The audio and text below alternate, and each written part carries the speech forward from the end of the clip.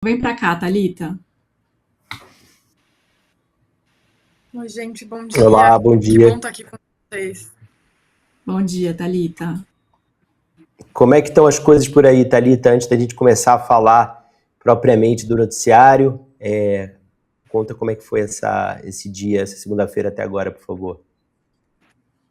Olha, como o nosso objetivo, apesar de a gente estar falando de guerra, é não estressar, eu vou tentar explicar, porque eu acho que é o seguinte, quando as pessoas estão acompanhando o que está acontecendo aqui, é claro que assusta, é uma guerra, acho que tem que ser levado a sério, não estou querendo tirar a gravidade, mas também eu queria trazer a dimensão de quem está aqui, não quer dizer que o tempo inteiro a gente está correndo. Claro, não dá para ficar saindo de casa, não dá para andar na rua, não tem clima de vida normal, né? Jerusalém é uma cidade dividida, e eu diria que cada lado da cidade, se a gente dividir aí entre Oriente e Ocidente, a parte oriental é a parte ocupada pela população palestina, que está sob ocupação de Israel, a parte ocidental é a parte da partilha de Jerusalém, que corresponde a Israel, e eu diria que essas duas cidades, elas vivem situações diferentes, ainda que muito parecidas.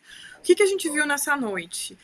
Houve uma certa trégua, digamos assim, nos bombardeios. Eu acho que a atenção de todo mundo que está na região é saber se vai conseguir dormir, se vai ter que correr para o abrigo, se vai conseguir se proteger, se vai ser acordado por alarmes. Acho que isso é o que traz muita atenção. Essa noite, apesar de aqui em Jerusalém não ter tocado muito a sirene, foi tocar só de manhã, o que já é um grande alívio para todo mundo conseguir pelo menos descansar. Quando eu acordei aqui, fui me atualizado de tudo o que tinha acontecido e a gente viu que o Hezbollah disparou contra Israel, Israel respondeu e tem pelo menos 31 pessoas mortas no Líbano. Antes da gente conectar aqui, eu também estava atualizando e vendo que o governo do Líbano está impondo certos banimentos, certas restrições ao Hezbollah. Lembrando que o Hezbollah é uma combinação de força política, mas uma força política armada, e não é quem está no governo do Líbano. Então, dentro do próprio Líbano tem esses conflitos. E o Hezbollah é um claro aliado do Irã há muito tempo, né? Já teve uma série de armamentos do Hezbollah feito pelo Irã, uma série de trocas, de financiamento. Então, a gente viu uma expansão, porque até agora tinham ataques que partiam dos Estados Unidos e de Israel em direção ao Irã. O Irã está respondendo fortemente, direcionando a Israel, o que chega também à Cisjordânia, e aliados dos Estados Unidos na região. A gente vê o Bahrein, o Kuwait, Arábia Saudita, os Emirados Árabes Unidos, que não costumam estar envolvidos, aí não costumam ser atingidos, né, pelos conflitos recentes no Oriente Médio, também receberam uma série de bombardeios, deixando alguns mortos, alguns feridos e estragos. Então, o que a gente tem ouvido muito no noticiário, eu queria trazer um pouco essa dimensão. E se escalar? Olha, eu queria dizer que já deu uma escalada, né? Não dá para falar assim, não tá como... Eu estava aqui em junho do ano passado e eu diria que está muito mais forte, muito mais intenso. Porque da outra vez o Irã focou muito mais em atacar Israel. Agora a gente está vendo o Irã responder com raiva, né? Uma resposta dura a um ataque que foi duro e matou seu principal líder, o líder que estava lá desde de 89 no poder. Então o Irã tem dobrado a aposta, né? O Irã está enfraquecido, a gente sabe disso, mas a gente tem muita incerteza sobre se vai cair agora. Se cair, vai cair atirando, é isso que indica. Então, aqui em Jerusalém, o que a gente tem, né? Como Jerusalém é totalmente controlada por Israel, o que existe uma orientação de que só atividades extremamente essenciais. As escolas não estão funcionando, os mercados funcionam em alguns lugares, outros estão fechados. Academias estão fechadas. Lembra muito a gente que viveu a pandemia há pouco tempo, como eram aquelas restrições, só atividades essenciais. As pessoas saem de casa, no geral, para comprar alimento, para resolver coisas, sempre tentando fazer uma rota de que elas estejam seguras. A rotina de acompanhar por aqui chega um alerta no seu celular. Geralmente, quando saem disparos daqui, a gente recebe alertas. Fique próximo a uma área segura. Não quer dizer que você tenha que se fechar num bunker ou num quarto seguro. Eu já posso explicar de que se trata um espaço seguro. E aí você não... Isso quer dizer, não fique andando, não fique fora de casa, fique perto de um lugar seguro. Depois chega um alerta, pode tocar uma sirene. Você escuta uma sirene muito alta. Quem tá dormindo acorda, se você tá distraído, não tem como fingir que não tá acontecendo, e aí é hora de entrar e esperar os alertas para sair. Então a vida não está absolutamente normal. Agora, como eu disse, Jerusalém é dividida e eu percebo que os dois lados da cidade lidam muito diferente. Os palestinos não têm, na região palestina, bunkers públicos e também costumam demonstrar menos preocupação. A gente vê várias imagens, muitas vezes, de palestinos subindo nos telhados para ver as bombas, né? Teve, no caso do ano passado, gente comemorando. Eu, daqui da minha casa, eu não consigo ouvir gente comemorando, mas eu sei que tem gente fazendo imagem do terraço, porque eu recebo essas imagens, né? Eu acho que também tem uma forma ali de Israel é o inimigo dos palestinos, então tem uma dualidade de como isso acontece. Eu queria trazer mais um fato. A gente está passando por 3 feriados super importantes para 3 religiões monoteístas que são importantes aqui. Hoje, os judeus comemoram o Purim, que costuma ser um feriado de bastante comemoração, em que as pessoas fazem uma embriaguez com tom religioso, porque tem uma comemoração quando o povo judeu conseguiu escapar de uma dominação persa. Então, tem uma tradição de se fantasiar, muita gente fala que é o carnaval judeu. E assim, eu recebi vídeos agora de manhã de crianças andando fantasiadas.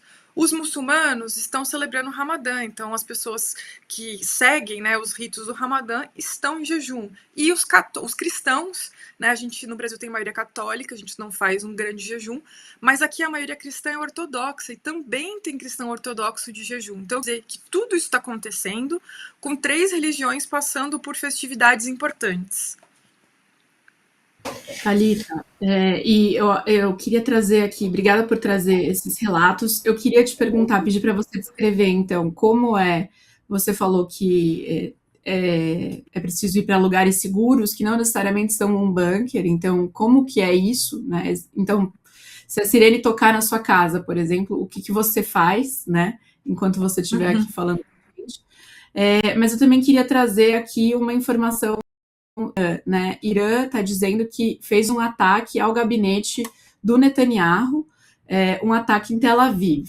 Ainda não há nenhuma confirmação por parte de Israel, mas essa é uma informação bastante relevante, se confirmada e se verdadeira, porque possivelmente também vai gerar uma retaliação muito pesada por parte de Israel e do seu principal aliado, que são os Estados Unidos nesse caso, né? E eu acho que tem uma outra notícia aqui para a gente trazer, é que o Irã está negando a informação que o Trump trouxe de que haveria uma negociação e dizendo que não está disposto a negociar. Então, primeiro, descreve um pouco para a gente o que é estar em um lugar seguro, né? Quando você recebe esse tipo de alarme, e depois conversar um pouco conosco sobre a possibilidade de fato, ter alguma negociação diplomática, se há espaço para isso na sua análise. Olha, Bia, respondendo sobre o que a gente faz aqui na rotina, eu vou tentar movimentar um pouquinho aqui minha câmera e mostrar. Vocês devem estar vendo, tem uma janela aqui atrás de mim. Então, por exemplo, se eu estiver falando com vocês, isso aqui não é um lugar seguro, né? A gente tem que ficar longe de vidro, de azulejo, qualquer coisa que possa estilhaçar. Claro que dependendo de onde você tá mais ou menos exposto onde são mais alvos. Eu moro em Jerusalém, bastante próxima à cidade antiga, que é considerada um lugar sagrado para as 3 religiões monoteístas e para todos os países envolvidos nesse conflito. Então, assim, Jerusalém não costuma ser o principal alvo. Nessa orientação, quem tem bunker em casa não é o meu caso, eu moro numa casa antes da exigência de que exista um bunker. Quem tem bunker vai para um bunker, que pode ser um quarto seguro, são portas de metais, que você fecha uma janela de metal e é completamente isolado. No meu caso, o que a gente faz é se fechar num lugar sem nenhum tipo de janela. Eu deixo as janelas um pouco abertas, porque se tiver algum tipo de explosão, ou tipo... O que acontece, às vezes, não é explosão, tá? Eu escuto bastante barulho daqui de casa, e é isso que é difícil de lidar, você fazer ideia do que está acontecendo. Lembrando que Israel tem um sistema que é chamado, né, o Domo de Ferro, de defesa antiaérea muito forte. O que acontece? Tem um sistema todo de radares que eles conseguem detectar quando um míssil ou um drone, qualquer tipo de ameaça, possa entrar ao estado. Eles conseguem detectar o espaço aéreo de Israel. Então, eles conseguem detectar isso. Quando isso acontece, é emitido um alerta e muitas vezes as baterias antiaéreas, eu não moro muito longe de uma, emitem os interceptadores de míssil. Isso por si só pode causar algum dano, é considerado um dano colateral, porque a interceptação é um dispositivo que encontra um míssil no ar. A ideia é afastar o míssil de áreas populadas.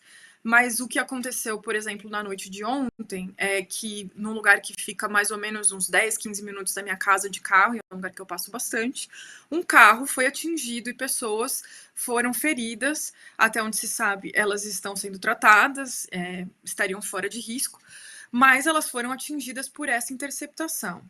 Então, para evitar esse tipo de estilhaço, o que se recomenda é se fechar num espaço, por exemplo, um corredor no centro da casa, onde não haja nem azulejo, nem vidro, e é o que eu faço aqui. Então, se tocar sirene, vocês vão me acompanhar sentando ali esperando. Quando acaba o momento de risco, para-se sair. Então, acho que isso, assim, eu consigo explicar um pouquinho da rotina. Claro, a ideia é, assim como eu vou fazer um paralelo com a pandemia, porque eu acho que é isso que o brasileiro enfrentou mais perto do que eu estou enfrentando aqui, evitar sair de casa, só sair se precisar muito. Então, assim, essa guerra não pegou ninguém muito de surpresa, né? O que a gente fez foi estocar um pouco de comida, tentar manter as coisas para evitar saídas desnecessárias. Eu acabei saindo no sábado de manhã, rapidamente, muito do lado de casa, comprei o que eu precisava só para ter coisa fresca e voltei, e logo depois teve alerta, né? E uma coisa que aconteceu agora, e aconteceu também em junho do ano passado, quando eu estava aqui, a partir do momento em que os primeiros ataques partem de Israel, a gente recebe um alerta. Então, assim, tem um tempo até que o Irã, ou quem quer que seja, revide. E é nesse tempo, é nessa janela que as pessoas acabam correndo para o supermercado. Então, eu fui para o supermercado e, assim, estoque de água estava acabando, porque tem um grande temor de que se romper algum tipo de duto, as pessoas ficam sem água. A gente sabe que a gente mora numa região que já sofre com certa escassez de água. Então, água, eu sei que muita gente se preocupa muito com papel higiênico, mas o que eu vi, assim, todo mundo correndo foi para pegar água. Água e pão. Eu fui tentar comprar pão e existia uma limitação de 5 pães por pessoa. Então, essa é a realidade e existe sempre também um clima de solidariedade entre as pessoas. Eu vivo recebendo alertas de pessoas que não estão aqui. Eu acho que é difícil para quem está longe entender a que tipo de risco eu estou exposta ou não. Entre a comunidade internacional, mas também entre os locais, existe uma troca bastante de mensagens. E o que eu diria, existe sempre uma observação sobre missões como os Estados Unidos e o Reino Unido, quando eles começam a tirar as pessoas daqui, a gente sabe que as coisas estão piorando. Ou seja, eu sempre olho para quem está decidindo o que eles estão fazendo com seus nacionais. A gente foi dormir na sexta-feira sabendo que muito provavelmente acordaríamos no sábado com essa decisão, justamente porque isso foi amplamente noticiado, que os Estados Unidos estavam evacuando os seus nacionais, as pessoas que quisessem, por exemplo, familiares de embaixada e tudo mais. Então, assim, essas são as sinalizações, é para esse tipo de coisa que a gente olha, e claro, tenta manter a calma, tenta criar uma rotina, e eu vejo que nos intervalos entre um bombardeio e outro, eu escuto crianças brincando aqui, a gente escuta pássaros, é uma coisa bem surreal, porque vai, assim, do extremo caos a uma calmaria, mas essa é um pouco da realidade que a gente vive aqui em Jerusalém.